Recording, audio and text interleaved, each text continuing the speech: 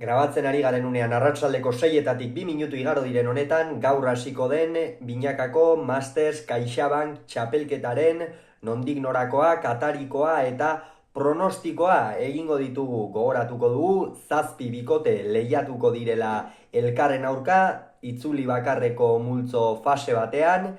Lehenengo laurak sailkatuko dira, lehenengoak laugarrenaren aurka eta bigarrenak hirugarrenaren aurka finalerdiak jokatuko dituzte.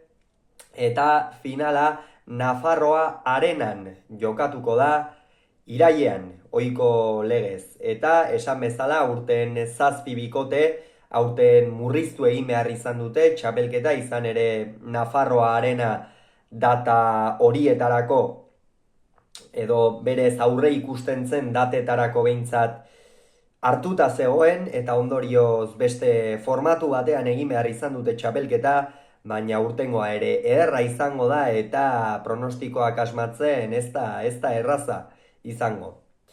Lehen bikotea, betiko moduan egingo dugu, beserie mailakoan egin dugun bezala, bikoteak aztertzen joango gara banan-banan eta horiek zein postutan ikusten ditudan esango dut.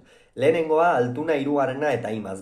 Hauek aurretik ere jokatu dute, Masters CaixaBank txapelketa, orain zehazki ez dakit zenbatetan, oraintxe bertan begiratu beharko nuke, badakit joan den urtean ez, Altunak iztuetarekin jokatu baitzuen, 2023an elkarrekin jokatu zuten eta finala Ezkurdia eta Mari Ezkurrenaren aurka 22 eta 6 galdu zuten, gainetik pasa zitzaizkien. 2021 garren urtean uste dut elkarrekin ez Altuna Aranguren izan zen 21an, 22an oker espaldimanago hori da. Altunak eta Imazek ere elkarrekin jokatu zuten, orduko hartan ere finalera sailkatu ziren eta orduko hartan ere Ezkurdiak eta Mari Ezkurrenak irabazi zieten. Eta aurten berriz ere elkarrekin izango dira eta ziur paper eder bat egiteko asmotan. Nik hauek bigarren postuan ipiniko ditut. Altuna hirugarrena eta Imaz. Atzean Ander Imaz, aspaldi hontan egia da, apur bat txispa galduta eta ibili dela, baina Jokin Altuna aurrean edukita badakigu zenolako deabrukeriak egiten dituen, hala ere, esan bezala, bigarren postuan ikusten ditut hauek. Artola eta Martija, bikote ona, osa dezakete, atzean egia da, Julen Martijak San Fermin torneo honetan lehen partidan bai, baina gainontzeko partidetan ez duela bere mailarik onena erakutsi. Iñaki Artola ere oso goraberatsu dabil, uda honetan zehar, esaterako Lauterdiko San Ferminetako torneoan Peñaren aurka finalerdia galdu zuen, gero iztuetarekin finalerako norgehiagoka bakar batera geratu ziren, aurrean egia da, Iñaki azken urte honetan eman duen gorakada nabarmenaren ondorioz goian kokatu beharreko bikotea izango litzatekeela, baina nik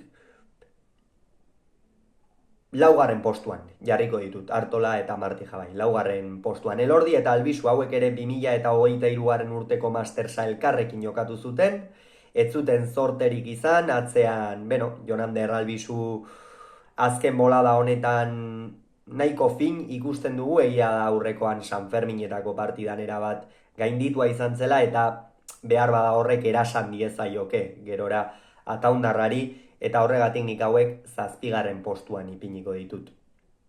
Ezkurdia eta iztueta, Martxelek lehen urtean sekulako maila eman zuen, Jokin Altunarekin aurten zeresanik ez binakako txapelketa nagusian, hor jada lehen mailan zuzenean asentatu zen pilotaria izan zen, atzean kolpe ikeragarria duen pilotaria, oraindik ere kilo batzuk hartuta kolpe gehiago hartu dezakeena, hankak oso ongi kokatzen dituena kantxan, erraz ibiltzen dena, altua izanagatik ere, eta aurrean veteranoa, eta zer izar bat izango du, Joseba Ezkurdia, bikote ona osatzen dute, baina ez ditu sailkatzeko moduan ikusten. 5. postuan ipiniko ditut hauek.